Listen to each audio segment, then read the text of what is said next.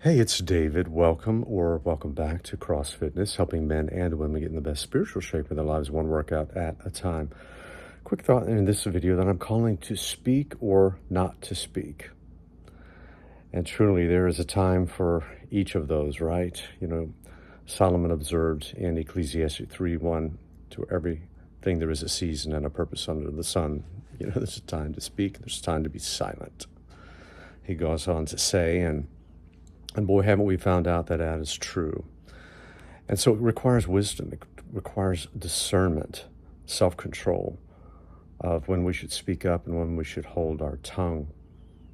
So let's just talk through a few examples of, when it's not right to speak at all. The Bible says even a fool appears wise when silent.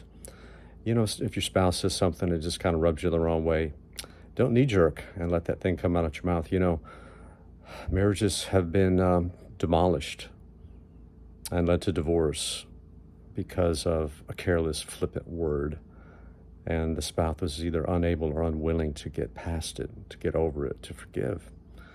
Perhaps you've been on the receiving end of a cruel comment from your father or a father figure or a spiritual leader even.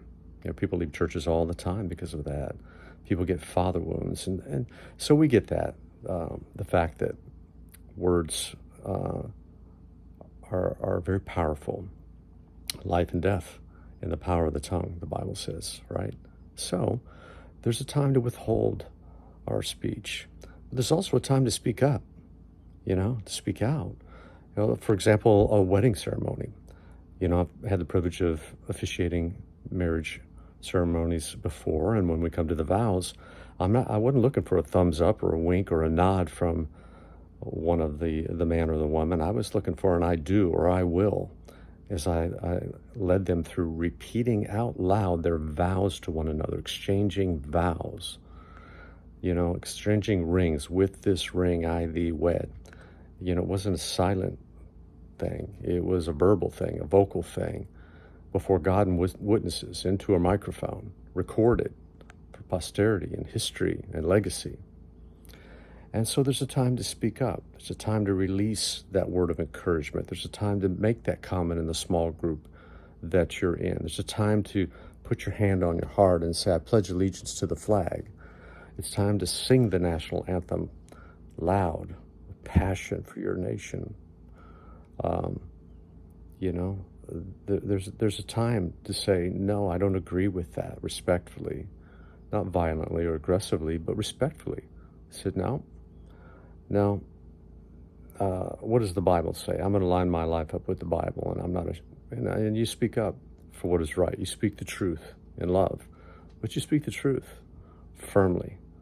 And so may the Lord give us wisdom today, this week, next month, this year, to know when to speak or not to speak, and to realize the power of the words that we have inside us.